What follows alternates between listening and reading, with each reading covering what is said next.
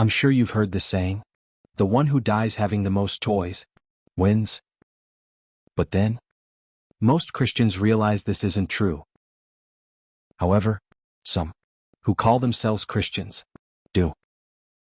For them, getting the most of everything, including money, is central to their endeavor of life. However, this doesn't mean that Christians can't have anything. We all need things. And we all have things. Some have more than others.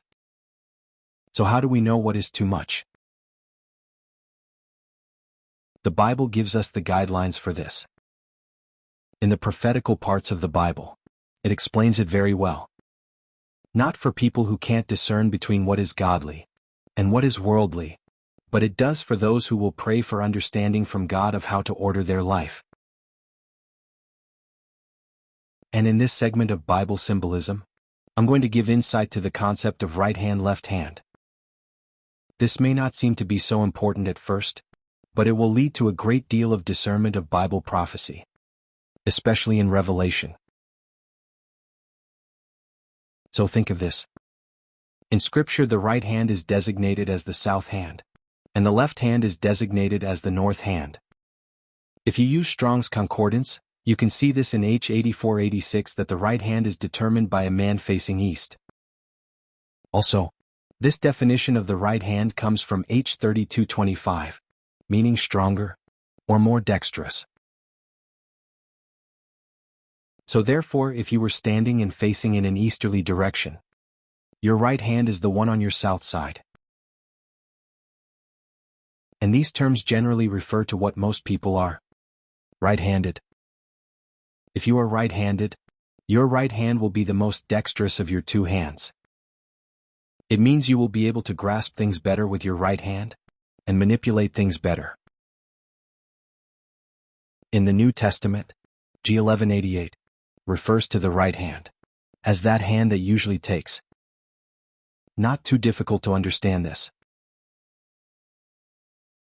So now for the left hand. In the New Testament, the left hand is G 710, meaning second best. The Old Testament refers to the left hand as H 3709, the hollow hand, as in an animal's paw.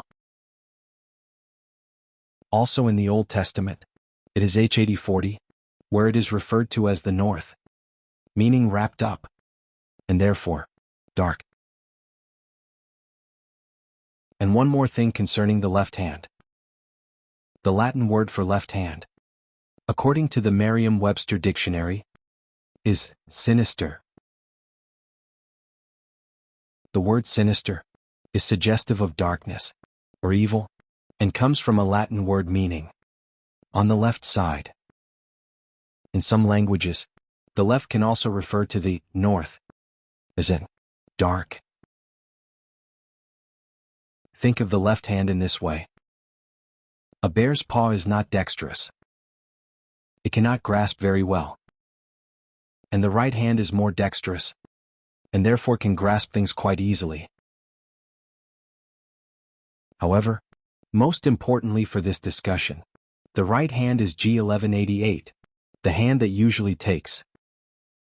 If you can keep this in mind, it will help you to understand the mark of the beast in Revelation. And think of this. Everyone has heard the term of a left-handed pitcher in baseball.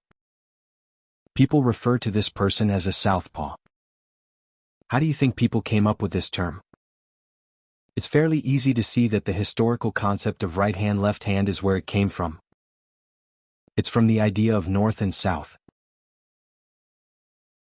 The southpaw is a left-handed person. His right hand, which is toward the south, is not the dexterous hand, but is a paw.